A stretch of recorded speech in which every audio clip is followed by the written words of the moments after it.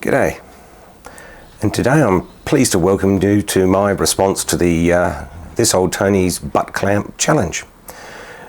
Well, say some of you, I can't recall This Old Tony issuing a challenge about butt clamps. To which I would say, well, I'm sure he would have, except that this time of year there's, YouTube Machinist, Secret Santa and all that sort of thing. He probably just forgot all about it. But inspired by the butt clamps that he made a few weeks back now, I've decided to make some myself. And I'm hoping that the judging panel will look at them and say, well, this Old Tony's is up here, then there's a space, and then there's a space, and then there's the occasional Machinist set. So, maybe if I'm lucky, I'll get a top 4 ranking. It'd be great. Anyway, this is my take on some butt clamps, even more extravagant and costly than this Old Tony's. The first thing I need to do is make up the, drawer tabs perhaps, which are going to be basically a piece of flat stainless steel like that, a piece of studding with a slit in it, and then just welded on either side. The studding comes from these things. These are just a security bolt. I bought it from the local hardware shop. Nothing terribly exciting about them except that they're stainless steel, and rather than cut a whole bunch of stainless steel threads, I thought this is probably an easier way to go. So I just popped them into the lathe, parted them off. I'll put a slit in here in the middle in a minute, and then weld them up. Hold them to put the slit in. I'm going to use this thing. This is a tool that I devised when I was making up these the mill lights here with the balls on the end. And there's a grub screw. It's a threaded tube. There's a grub screw in there, and so this will basically thread into there. I can nip the grub screw up, so that'll lock that in place, and then I can come in with a slitting saw and just put a slit in there, just wide enough for those to go into. I'll then grind a bit of thread off, a couple of dots of weld, and I'll be away. These are stainless because I could have done this with some zinc plated bolts, except that when trying to weld it, the zinc would all melt, or to have all sorts of fumes and that sort of thing. Plain steel bolts would just go rusty, and so really I'm a bit constrained to using stainless in this case.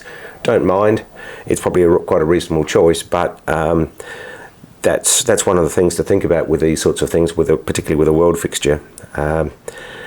Another one is that because it's a weld fixture, although these shouldn't get hot, you could say, well, welding, they may get hot. What's going to happen to the zinc?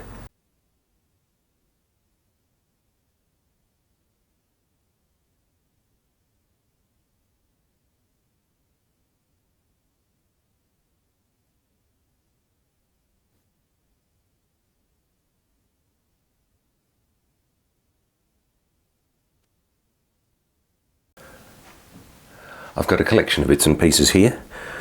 I've got the bits of studding, I've put the slot in, I've also ground the threads off there, and that's partly to give myself a bit of relief for the fillet that I want to get in there, but also I'm not going to get a nice weld on the tips of those studs anyway, so that's the reason for doing that one. I've got a whole bunch of little tabs with holes in them, and so they're going to go in like so, and then a bit of weld on the sides.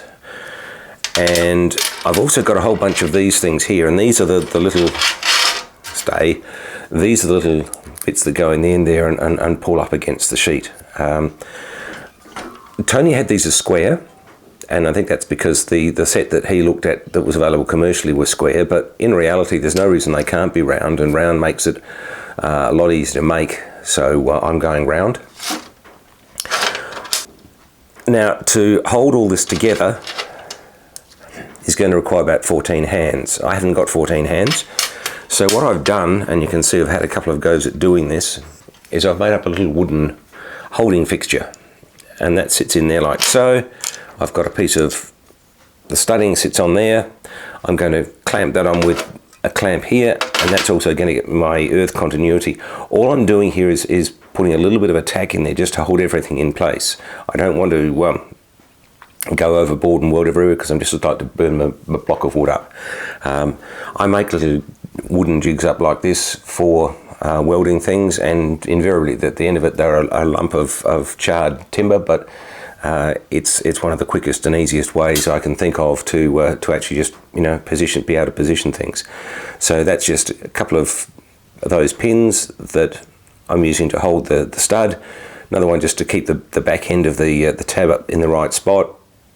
Another one for the hole, and behind that I've just got a spacer there, which is just a bit of mild steel, thick mild steel washer, just to keep that at the right height. So I'm hoping that'll just get me everything repeatable. I can put a tack or two on there, take them off this, weld them up a bit more fully, everything will be wonderful. Here's my jig after doing, what was it, 6 tacks. A little bit scorched, but it's lasting. But I'll be able to take these pieces off and put them in a box. With these ones I'll use for the actual clamps themselves. A bit of wood can go in the burn box, or in the scrap box, or however you do these things. Just remember though that I mean that's been cold for quite some time, but if you take this after you've just finished welding on it and throw it in your wooden box, if that's the slightest bit warm, you could set fire to your shed. So usually I'll have these, you know, once I've used these, I'll have them sitting there and I'll just let them sit there for half an hour in the open, and if they haven't flared up by then I'll take it that they are out. You could dunk it in some water if you wanted, all that sort of stuff, but just be conscious of the fire risk here. This is one of the neater ones, shall we say. I need to come along there with the angle grinder and just knock some of the corners of the welds off. This has been wire brushed, and go from there. Let's have a look where we are. So I've gotten my what would you call these, clamp pieces, studs, whatever. As you saw, welded them up. I've now dressed that back with an angle grinder, so that's basically flush and in line cylindrically, and that was one of the reasons for taking that little bit of stuff off the sides there, was to have a little bit of room for some weld metal. So they're all done. The next bit that I need to do is this bell-shaped piece. Now, 2 ways of doing that. One of them is this way, which is to machine this out but leave that as an M8 thread, and then using the mandrel that I have, and that's just another bit of M8 studding, I can screw that on. I can then come in with a slitting saw and put the slit through there. Right? That's one way of doing it. The way I would have preferred to do it is like this. Okay, so a bit of bar, I've put the outside profile plus drill the holes on the inside, and then clamp that in the vise and come in with a slitting saw once again to put the slot on. Now, the problem with this is that, and I didn't realise this until I started cleaning up the bar, is that the bar that I'm using has got a bend in it. Someone's used it as a lever, and I've picked it up at in the offcuts rack at the steel place, not realising, and so it's wobbly. And so I'm not quite sure how all this is going to work, but the idea would be that you make up this, put your slit through, part it off, finish it up, and everything's wonderful. Now these are being made out of steel. These things are out of stainless, and that's simply because I wanted something I could weld a thread to and not have to worry about plating and all that sort of thing, so that's stainless. This could be stainless, but it's a bit of a waste of stainless. However, what my preferred option would be for the copper. I had a look around. I don't have any scraps of copper that would be big enough. But one of the nice things about copper is when you're welding, particularly MIG, but sometimes stick, which can have a bit of spatter to it. The spatter doesn't like sticking to the steel spatter doesn't like sticking to the copper. And so it means if you made these out of copper, you could have them sitting there, you could weld right up to them and not worry about them getting, clagged up and all the rest of it. So something to think about. If you're going to do this, can you get a bit of copper that you can make the bell pieces out of? They could be plated. Years and years ago, I remember as a kid putting some steel parts in a copper sulfate solution and getting basically a copper flash over the top. How good that's going to be, not sure, because it might be one of those things that, yeah, the copper's there, but it doesn't last very long. It wears off very quickly. The ones that this old Tony had were zinc plated. Now, zinc is another one the steel spatter doesn't like sticking to, but they were plated after they were made. So you could get these zinc plated if you wanted to, I guess. It's really just a question of yes, what way do you want to go? I mean, you could leave them in steel. It wouldn't matter too much. It just means you've got to, knock some spatter off every so often if you're that way inclined. So, yeah, material choices. You could make them out of all sorts of bits and pieces. Someone did say to me, "What about brass?" Well, brass is a bit of a problem because it's got zinc in it. And what will happen with zinc is that it actually vaporizes in the arc. And so if you try striking an arc onto some brass with your TIG torch or something, it'll start spitting at you because that zinc is going from solid inside the metal to a vapor. It's spitting, it's all that sort of thing. That's not to say you can't weld brass, but you've got to be pretty switched on to be able to do it properly. So, it's not something that I would be making a weld fixture out of. And in fact, when I worked in a few car companies, invariably the weld fixtures would be made out of copper, or at least the bits next to where the welds are going, because that way they'd stay relatively clean.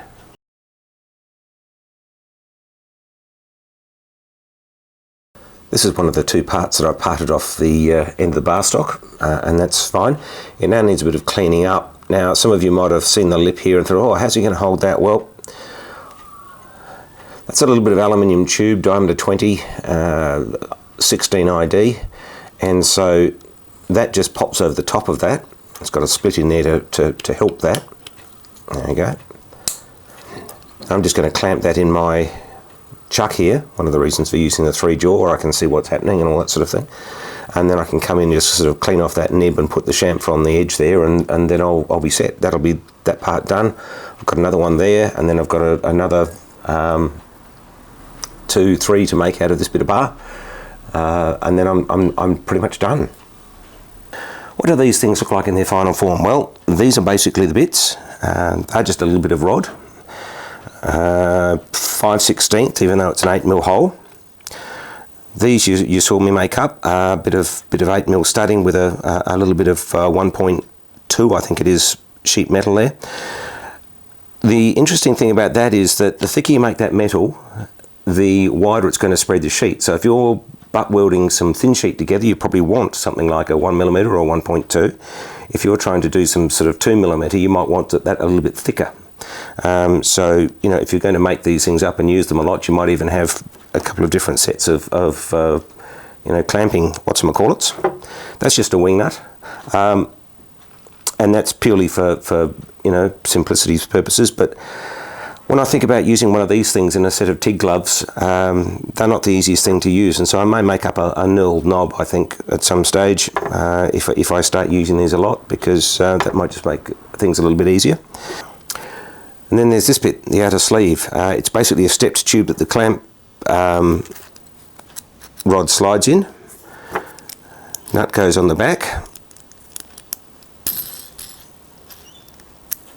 And then the little bit of rod goes in there like so, and that'll keep quite nicely like that. But of course, in use, you slacken that off a little bit, put your material in there, and clamp it together. So it's an interesting little project. I'm not sure how much I'll use them, but I've got them now, so I can. So thanks to this old Tony for sponsoring this competition, and thanks to all of you for watching and all that sort of thing. We'll see you for the next one.